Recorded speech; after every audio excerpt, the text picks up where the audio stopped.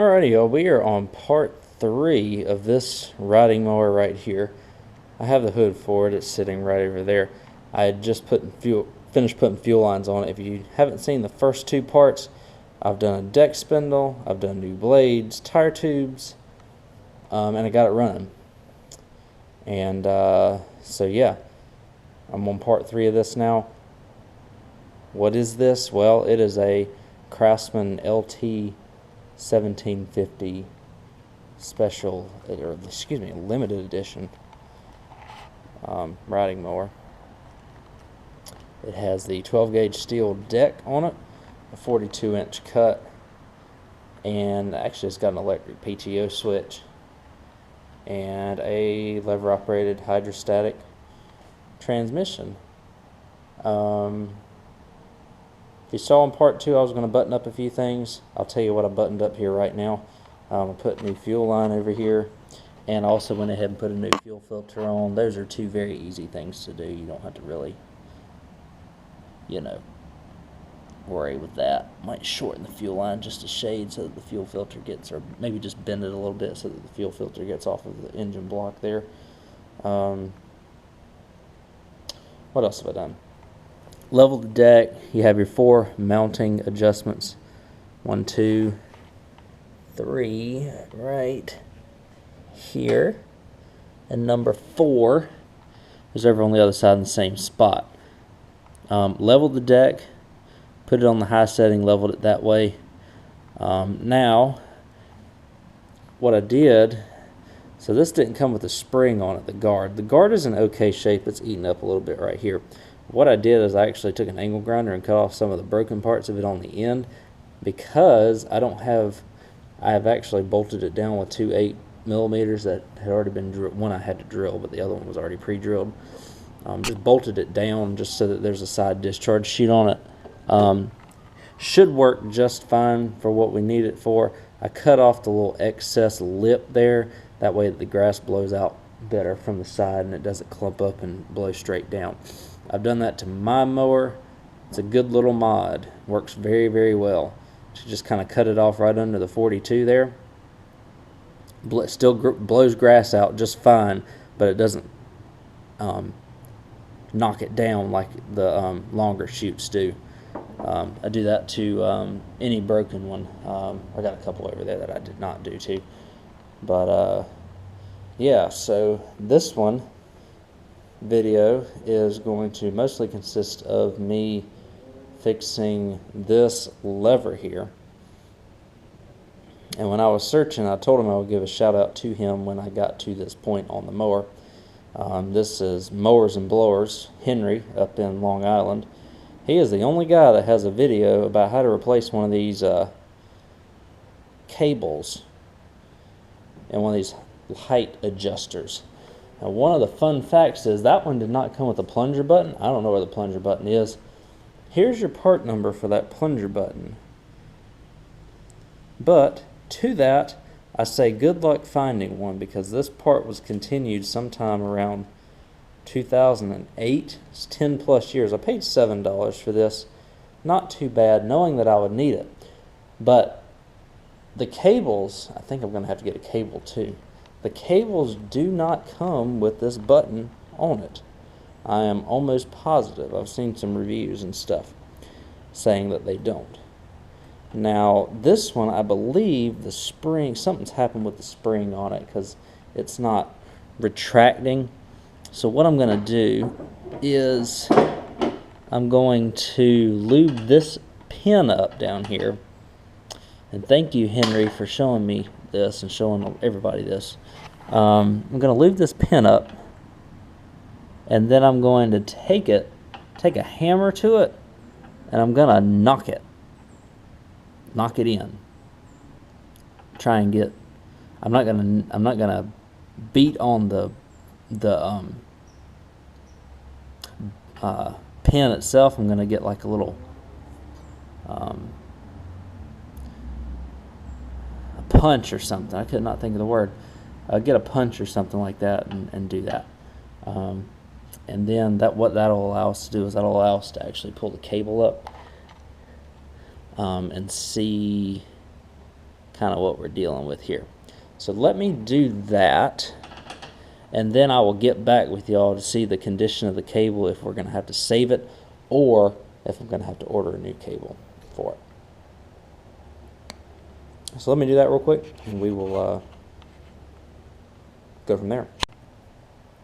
Alright, so if you want to call it redneck ingenuity or just using what you got in the garage to get something fixed, then call it what it is.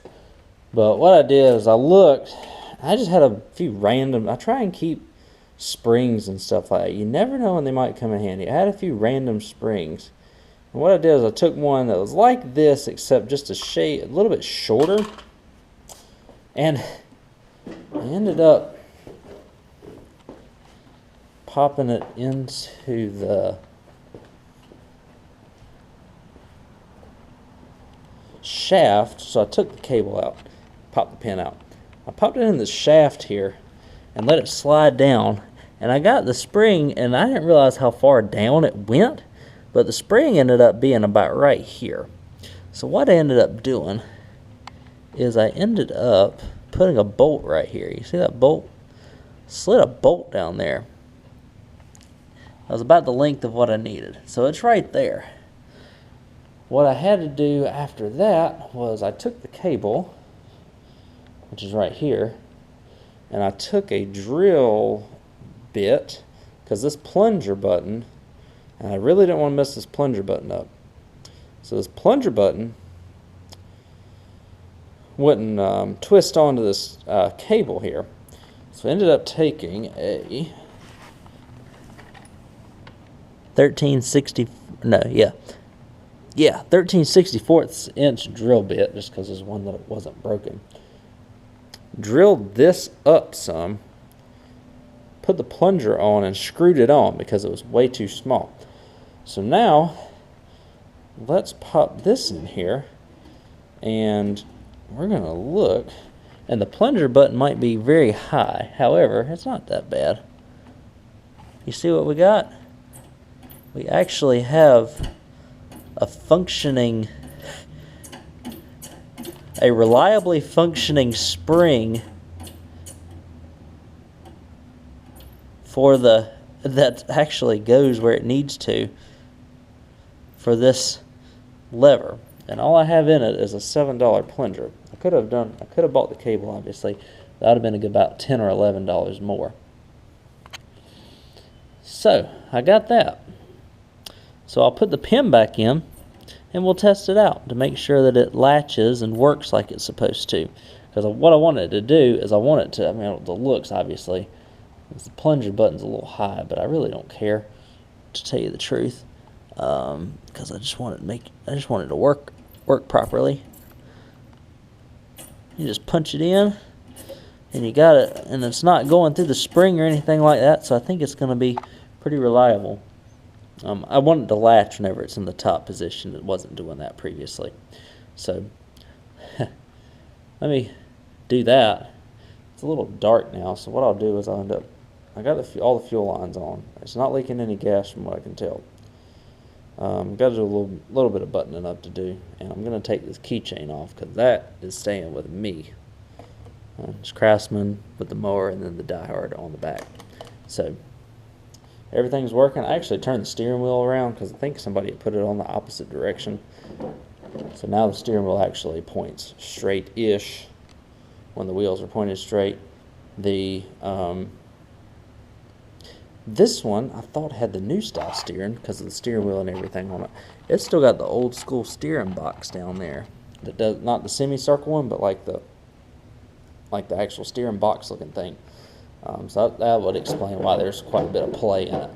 But that's everything. Craftsman of this era. So let me get this pin back on.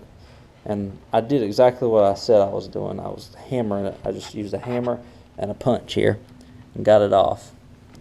Just punched it inside. I'm going to do the exact same thing to get it back on. And we should have a reliably functioning lever. Thank you, Henry. Thank you, Mowers and Blowers. You made my life a whole lot easier because I thought I was going to have to do a whole ordeal with this thing, but just remember these plunger buttons are discontinued now, so you'll likely have to find an alternate. If anybody knows an alternate to these plunger buttons, because I think I bought the last one off of eBay, let us know, because that's a big deal. Alright, let me do that. When it gets light, I have the day off the next day, so when it gets light tomorrow morning, we'll test this thing out and get a final test for y'all. Alright, so here's some ingenuity at its finest, or maybe lack thereof. So after all of that, I was having an issue with the bolt coming up from out of the where the pin sits here. And so what it ended up doing to kind of act as a blockade, and I know that it's gonna remotely affect, well, not so much, it's gonna affect, let's see, the deck a little bit, but what I'm gonna do is do that. As I put some sealant in there, like some gasket maker RTV, I'm gonna let that dry overnight, and hopefully what that'll do is that'll prevent the bolt from coming out, because it was coming out through actually from the back side there. And so I put that on there, and we're gonna see if I'm gonna beat the thing to death tomorrow after that dries. And like I said, we'll see if that prevents the bolt from coming out. I'm actually going to do that, and I'm going to secure a little bit more in there on both sides, because the gasket maker will flex a little bit for me, but as long as it acts as the blockade to keep that bolt from willowing its way out, then that's all I'm asking for. It doesn't have to be spectacular or pretty, I just want it to work. And so that's kind of my approach there. So yeah, we'll let it go, we'll let it get dark, and we'll catch this thing in the morning. Also, there was one more thing I wanted to check, because occasionally I would like move the wires around a little bit, and this thing actually wouldn't even start for us. And it was getting 12 volts at the solenoid over there, just straight 12 volts from the positive, but whenever I hit the switch it wouldn't even transfer over to the starter. I was thinking it might be an intermittent starter solenoid, but I adjusted the connection on this ignition switch and it worked. So what I'm going to do is, I've got some electrical cleaner right there, electronic cleaner. I'm going to spray into the switch itself. As you can see, it's a little dirty, so it probably just wasn't making contact. I'm going to spray it into the switch itself, and also spray it into the wiring connection, and do that. And then I'll get this thing out, and we'll do a final look around and a take it on its maiden voyage, blowing off the driveway like we always do, right? Alright, so here's the final walk around of this Craftsman. This thing turned out to be very, very nice. Actually, even a little bit better than I thought it was going to be. So I am happy with that. All the tires, I've got tubes in them now, they're holding air.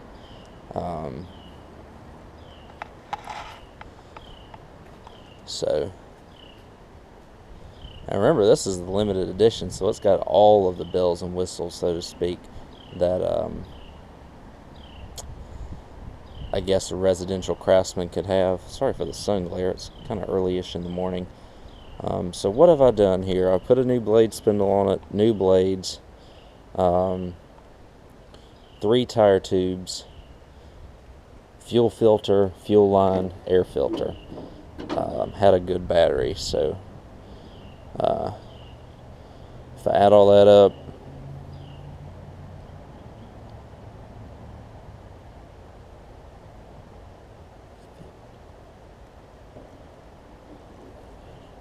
I have, I think, a shade over $100 in this mower after I did all of that. Just a shade over $100. This should be all day long a $500 mower when the spring hits, because there are 0 issues with it, none. Usually if there's like an issue or two, I'll knock off about 50 bucks, but there is nothing wrong with this thing. So I'm going to list it for 500 bucks. I'll get at least $450 for it, so I am very happy with that. In as much I didn't even have to change the oil in it, I probably just need to top it off a little bit. I think it may be just a touch low. But you can see that oil filter is almost new, so it shows that it hasn't been out in the weather, and it's likely oil was changed, because the oil was extremely clean when I looked at it too. So this thing didn't even need an oil change on it, which is kind of amazing.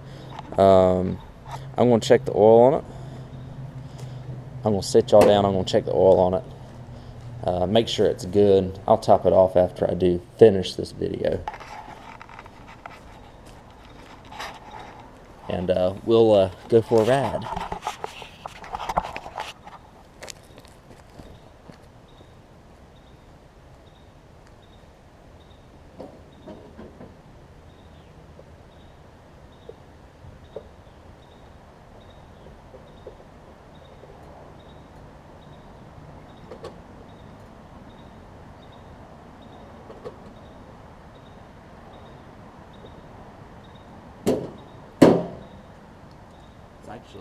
It's actually pretty full.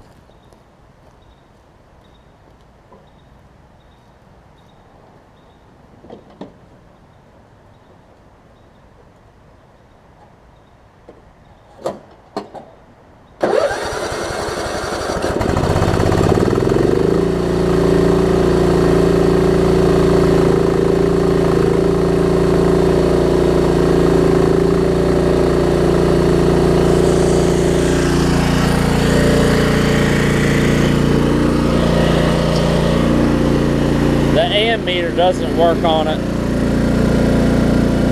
but I checked the voltage of the battery. It's getting 14 volts when it's running, so everything's charging like it's supposed to.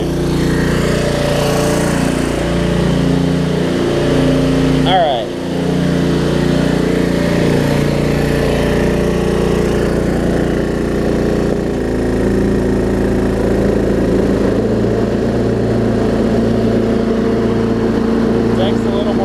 Now that I adjusted it too, so looking good.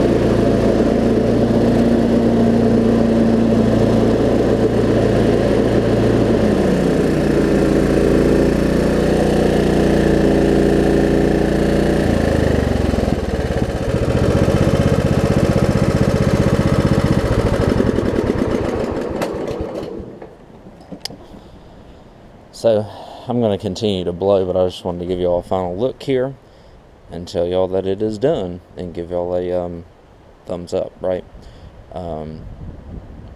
This is a beautiful mower, still in good shape, very happy. My deck, this is the morning after I fixed this height adjustment lever as well. Looks like the gasket maker is still drying, but all I needed it to do is to hold the bolt in there so it doesn't coming out the sides, and it's working perfectly. So yeah, so this one's done, and I'll catch y'all in the next one. I think the next one I'm gonna do, I'm torn because I want to get the Troy built since I've had that one a while. But the next one I'm gonna do, probably, you've seen all these on a video here. It's probably this LT2000. It looks to be in pretty good shape. It's just got a lot of crud on it because it's been sitting outside. The tires are a little worn out on it on the front, but everything else looks good on it. So I'm going to try and tackle this next. I think I'm going to take a little bit of a break from doing riders for a couple of days, and I am going to finish. It looked like this before I got it, so it's not sitting out here and all dirty and everything just because I've had it sitting outside. But anyways, I think I'm going to do a couple of push mowers while I'm at it, because as soon as I get those ready in the spring, they'll be ready to go, and I don't want to be backed up on them. Got a couple to do. So you'll see a couple push mower videos, and then you'll see that LT2000 Craftsman, as long as it is not terminal and it's worth doing videos on. I'm going to also do a video on all of these Craftsman mowers, just showing the many different variations. The pointers, I'll get a list together. Just a big buying guide on Craftsman mowers. So you'll see that coming in a future video as well. But in the meantime, I thank y'all for watching. Thank y'all for supporting the channel. If you see my Instagram as well, it's at Ellis Mowers 09. Just add my YouTube channel title page and add the numbers 09 to the end. You'll find me on Instagram. Try and do every day I'm in the garage to do an update on there. So thank y'all again for watching. I'll catch y'all in the next video, and happy mowing.